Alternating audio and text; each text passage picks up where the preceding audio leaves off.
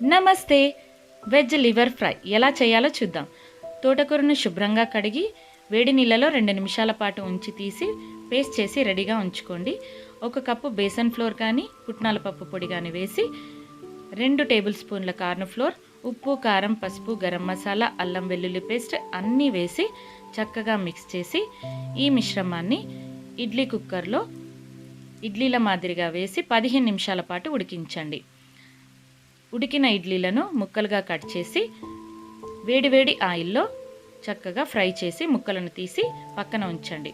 మరొక కడాయిలో ఆయిల్ తీసుకొని ఆయిల్ వేడెక్కిన తర్వాత ఉల్లిపాయ ముక్కల్ని వేసి అవి ఫ్రై అయిన తర్వాత ఉప్పు, కారం, పసుపు, అల్లం వెల్లుల్లి పేస్ట్ అన్నీ వేసి చక్కగా ఫ్రై అయిన తర్వాత 2-3 టమాటోల పేస్ట్ కూడా వేసి అది ఉడికిన తర్వాత కొంచెం గరం మసాలా పేస్ట్ వేసి రెడీగా ఉంచుకున్న ముక్కల్ని వేసి 5 నిమిషాల పాటు ఉంచి చివరగా కొత్తిమీర వేస్తే